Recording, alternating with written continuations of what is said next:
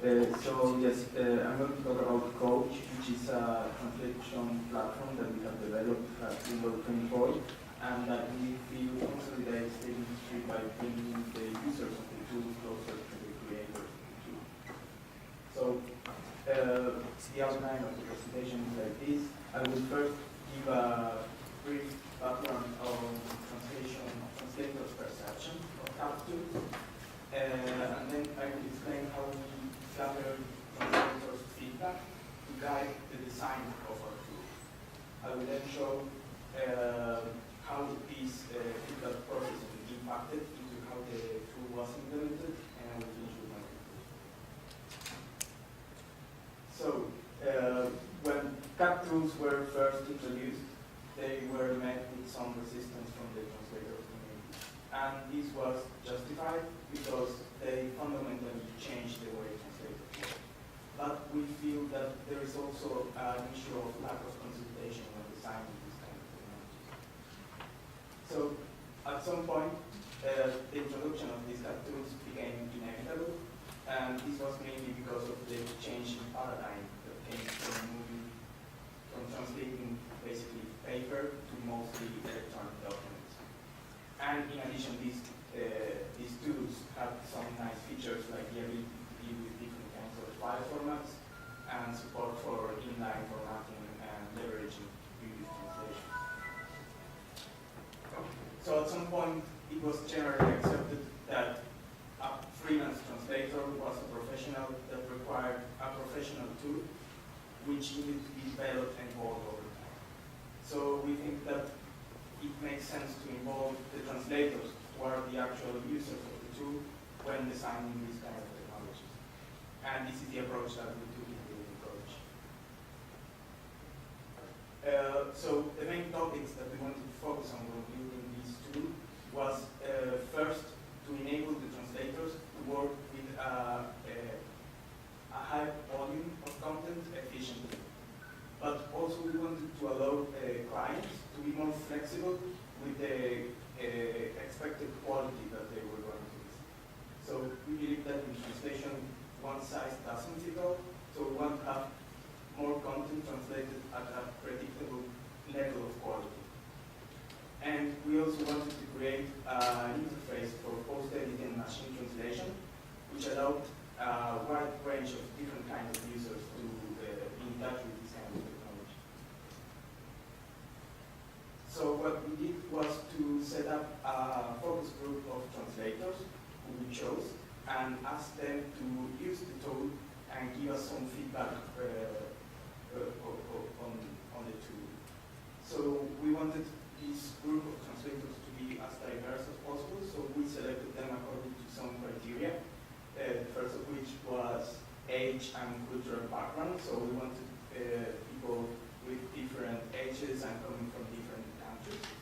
And we also wanted to hear about, to hear from people that had different kinds of technical background. So we wanted to hear from people which had previous experience with CAP tools, but also with people who were relatively new to this kind of technology. So as I said, our focus was on speed and quality. So we wanted to hear from people who their previous relationship with us was important. We wanted to hear from people who have done a lot of work with us, but who have consistently showed good quality.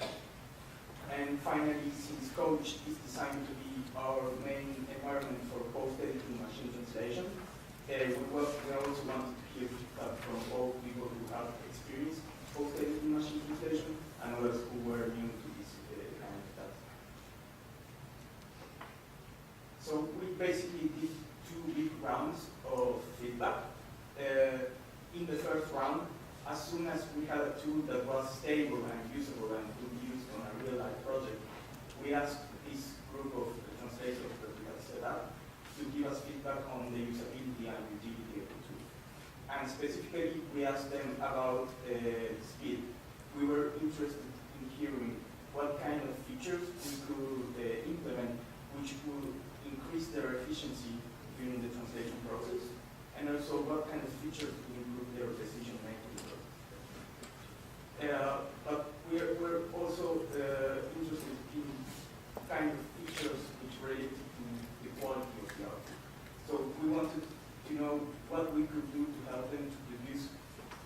the output in an efficient way. But also we want to hear what kind of automatic checks we could do to early catch the most common sources of quality concerns. And we also asked them to provide general feedback on how intuitive and useful the tool was. So after we did this round of feedback with the translators, we received all these feature requests and comments, and we prioritized these and implemented the most relevant ones. And what we ended up with was a version of Coach which was stable and had proper support for European languages.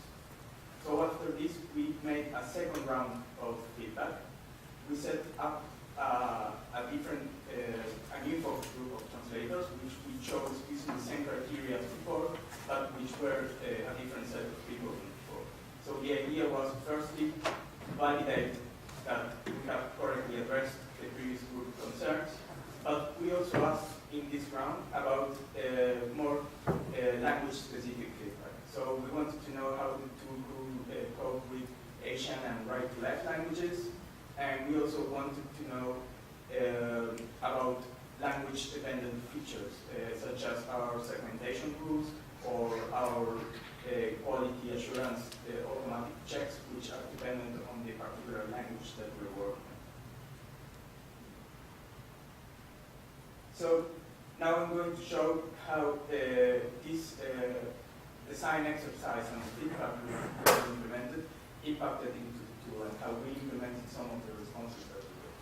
So as I mentioned, one of our priorities was the speed in which the translator could efficiently work.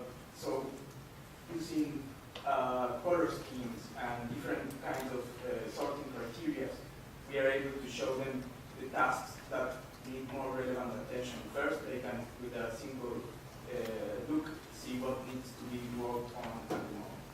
And if we look with more attention in this prioritization of tasks, we see we can not only tell them what achieved progress that they have done so far on a particular task, but we can also predict where they should have, how much work we were expecting them to have done by this point in time. So I don't know if you can read in the bottom, it says 200 words translated, 230 words expected by now. So if we automatically detect that they might be running behind schedule, they will see an orange progress bar indicating that they need to catch up. Another kind of feature that we developed was during editing to allow to efficiently handle repetitive tasks, such as propagating changes across repetitions, or if need to across TM matches. All these kind of repetitive tasks were able to be automated. Something important was the ability to filter the content that the translators were working with. So in some cases, we had clients whose documents were about 60% non-translatable. So we were hearing from translators that they were spending a lot of time just scrolling through the document. So something important was to be able to filter the content that the translators see at a specific point in time. So they are now able to choose only those contents which have repetitions, or only those who don't have repetitions, or based on the level of matching, and so on. So they can focus on what needs attention at the moment.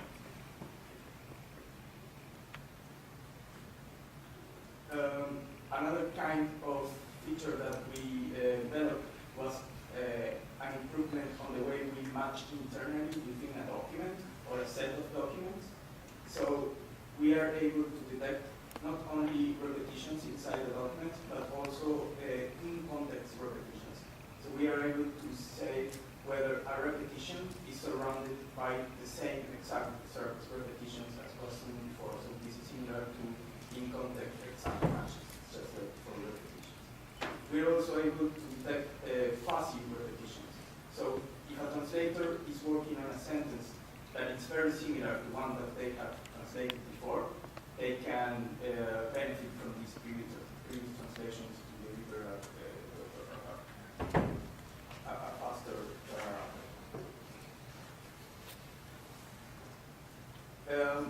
so another important kind of feature were these automatic quality checks that I was talking about. So we wanted to be able to automatically detect common source of quality problems.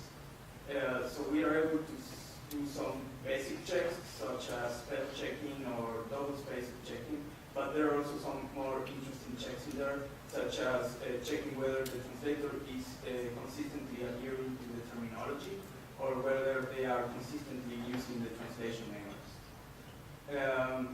So when creating a project manager can choose which quality checks to enable, and they can either enable them as a warning, so the translator would see a flag indicating that there might be a possible problem with that segment, but they can ignore those flags.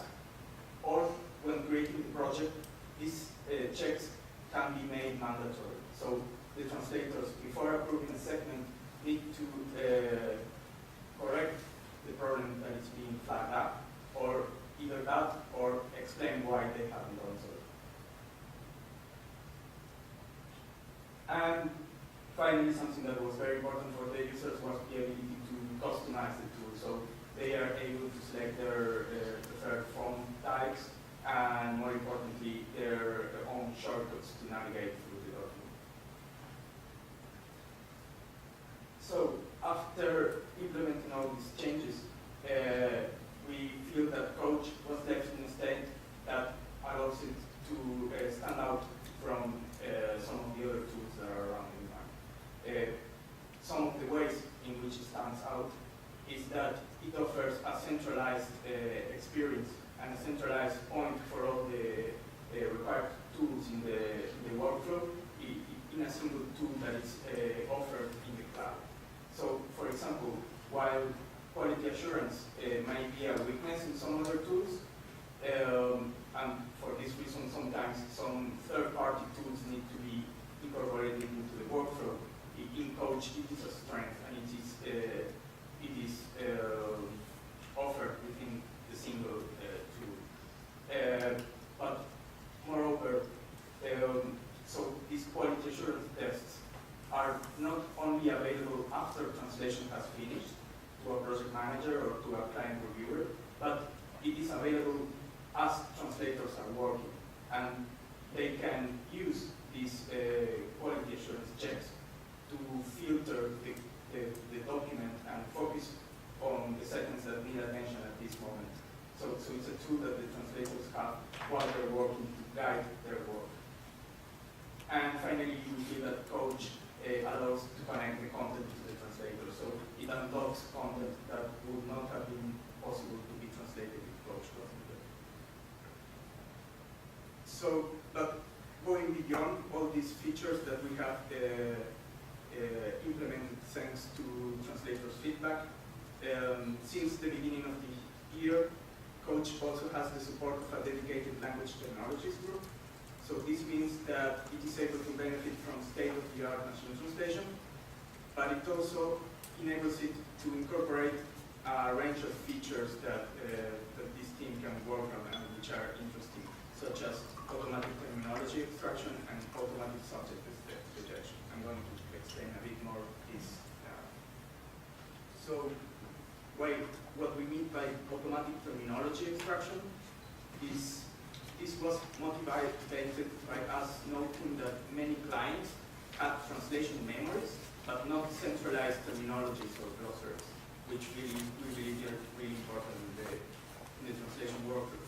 So what we are able to do is, from these translation memories, we can automatically detect which are the source words or terms which are more likely to be included in a glossary. The way we do this is based basically on frequency. So we check which source terms are more frequent in the TM, but we also check which source terms are more frequent in a general baseline text in the source language.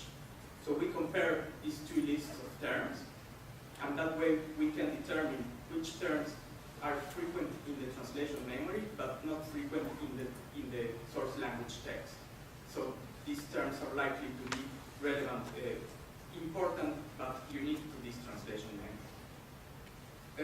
So although some tools are able to provide this service, what we are able to do is go the extra step and using some of the techniques that we will use to build a machine translation engine, we can find on the target side of the TM which are the translation equivalents of these source terms that we have identified.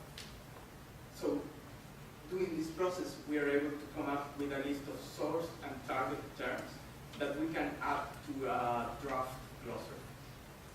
And I say draft because this has been automatically obtained, so we wouldn't want to start using it straight away. So what will happen now is that this will be sent to some translators who will work on it, and they will add terms to the glossary or remove or edit those. So in the end, we have translators building up the terminology, but they are not doing it from scratch. They are just modifying the draft that we have automatically created. So that makes that process faster and cheaper. And all of this is integrated within this same coach tool and supported also. Another kind of problem that we wanted to solve is it's what we solve with automatic subject detection. So given a source document, which machine translation engine should we use and which supplier should we assign to it? So not for the general case, but in some scenarios we would like to automate this decision. So what we do here is using a technique similar to what I have just previously explained. We will automatically detect which are the most relevant keywords in the source document. So then using this, we use machine learning SVM classifiers, which indicate us which is the subject that the source document is talking about. So we can then automatically choose the most appropriate machine translation engine based on subject. Or we could also choose the most appropriate supplier based on this subject. So just to sum up, I showed how Coach is a better tool thanks to this feedback process that we implemented, in which the translators cooperated with us, giving us feedback. And we believe that Coach is a better tool because of this, but we also believe that translators are better exposed to working in Coach. They feel that they have participated in the tool and that it addresses their concerns. We have internally seen how Coach makes translators demonstrably more efficient, so we have carried out evaluations, and we have seen improvements in productivity of over 100% compared to using or not using different features in the tool. And finally, by owning our own CAP tools and machine translation technology, and by being able to select the translation quality levels that we want from the whole process, we are able to come up with creative pricings, which enables some content to be translated, which wouldn't have been possible otherwise. So we believe that everybody benefits. So the translators benefit, we benefit, and the clients are more satisfied. And that's it. Thanks for your attention. You did very well, Sergio. I have to say, Sergio had 35 slides, and you managed to go through. You took out a few. Yeah. All right. So we have a few questions. But I'll start with one or two questions. You mentioned, well, how do you measure quality in that? And also the second question is, if I remember how and tracking changes. Yeah. Do you have a slide here? I have one slide here, but I'm not sure if I saw that there. Yes, your handout is different from mine. I think so, yeah. So the first question, how we track quality, there are two sides of it. One, we can automatically obtain some metrics, which is not a direct measure of quality, but it can give us some indication of quality. So first, we can evaluate the machine translation engines by using automatic metrics like blue scores. We can do things like select a portion of the translation memory and see how suitable this a particular machine translation is to a particular translation memory, and therefore the document that we will be translating. But in addition to that, we can measure, so we support within Coach itself, there's a whole section where the translator can track their metrics, and one of their metrics is the post-editing distance.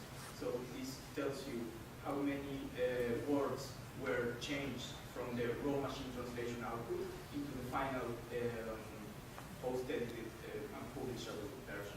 So using these automatic metrics, we can get a feel of the quality of the output that was produced.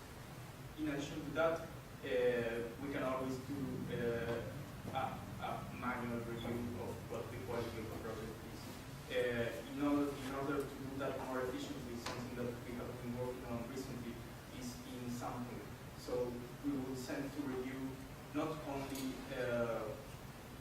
not just the whole document, which will be an expensive process, but for some workflows we are able to randomly or according to some criteria sample a subsection of the documents and do a full review of this, and then come back with issues to the translator system.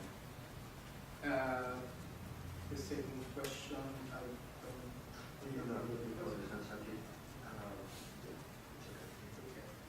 More questions? So you would like to say your name and which company you are working for? Hi, my name is Emkina, I work with Symantec. I was just wondering the automated terminology extraction, the multilingual, what's your false positive rate with that? How much of it needs to be corrected, approximately? I wouldn't be able to give you a concrete number, so we have done manual reviews of them, and they seem to be pretty good. Most of the terms that come from there are what we would expect from a terminology.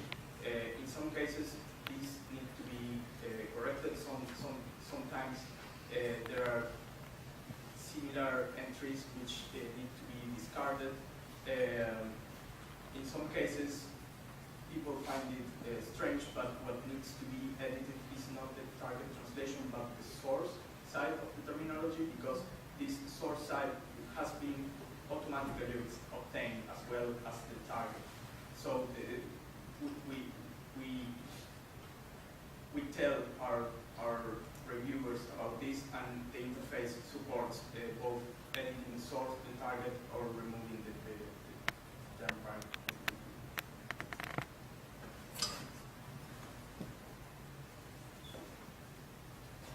My question was answered. I'm Julia Cassidy, I'm from Semantic as well. Another question about accuracy. You were talking about identifying the different content categories automatically. I'm just wondering, how does it work? Do you predefine a set of categories, and that's the only ones that are going to be identified? Yes, at the moment we have a set of categories that, so the way this work is based on the history of what we have translated in the past. So we have gone through our archives and see what kind of documents we have been translating, and we have used these documents to compare against to decide whether which domain a specific document falls in. However, if we would like to add more categories or more subjects to this set of labels, that's something that is flexible and can be done. We can either add a subject to these overall lists of categories that we have, or be more fine-grained, and once that we have decided that a document is in a specific subject, we can then run a different classifier within that subject to know exactly which subcategory it belongs to. Maybe one last question? there are any next? Okay, so you're going to be around for the conference, so Yeah. questions you can ask later. So I want to thank you, Sergio, and Angie, and David. A great presentation. I'm sure everybody knows everything about XLib and standards. So thank you very much. Thank you.